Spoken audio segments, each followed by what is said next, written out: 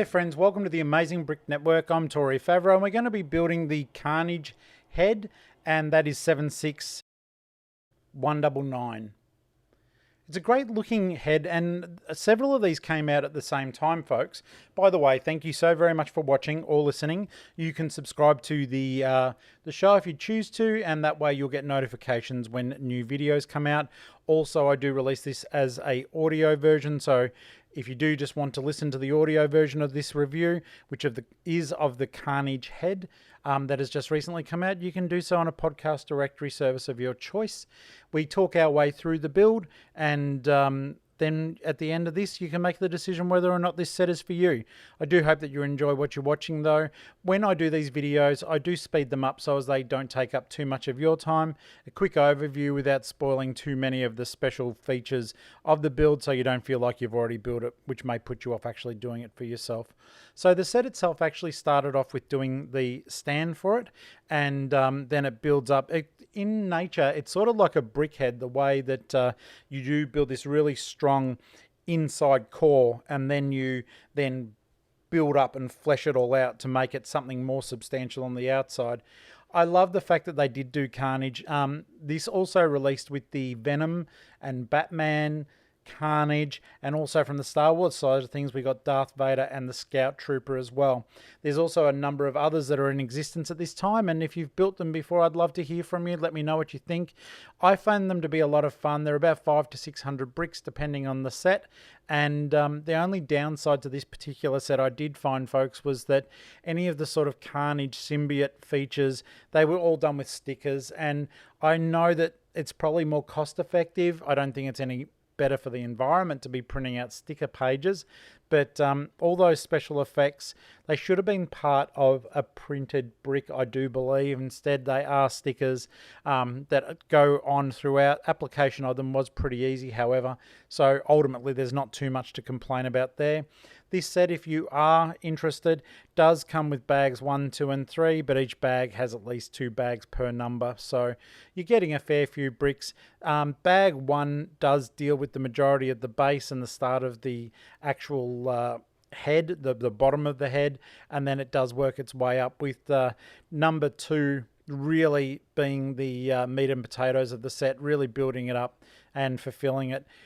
All things said and done though, the application of this was really cool. I do think the more of these that I do make, the more they're starting to feel a little bit samey in the way that they are created. However, they look so fantastic afterwards that I really can't complain. They do look fantastic, and I think that as they get used to doing more of them, we'll see more and more detail being built up and developed to show off the actual techniques that could be used to make these. The Carnage set is interesting because Carnage has so many teeth, and building them up on the set was certainly a little bit of a challenge. Smaller or younger builders may need some help from mum or dad for this one. This would be an intermediate build in my opinion, and I do think that like ages say 14 upwards would be able to build this without supervision quite readily. So that is something to bear in mind when you're purchasing this, if you're not really into Lego and you're buying it as a present. If it's for a much younger builder, as much as they like Spider-Man, there may be some supervision required, but that's all part of the beauty of Lego too. It can bring people together, that you can have so much fun building these things. They're the eyes that I've just created on the video if you are watching, and if you're not, the eyes have just been done. They look really neat. The build technique for them was really interesting, with use of both studs and tiles to create this smooth sort of tilted up look of Carnage's eyes, and with the fangs directly below, it was a powerful sort of image there. Now also when we do the front or the forehead of Carnage, there's a lot of that symbiotic sticker work taking place, so that's some of those areas. Make sure that you're putting them on the right part of the bricks, because otherwise the symbiote sort of floats in the wrong direction and it can look a little bit weird. I really, really enjoyed the build, guys. I was surprised how much I did enjoy it, being that I bought this one because I loved how it looked.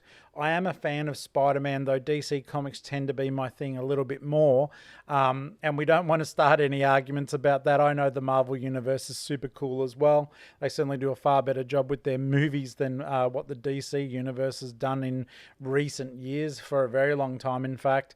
But this was satisfying to build. I fumbled with a few areas, like getting the eyes on. There's a very precise way that you do need to connect them onto the sides of the actual head.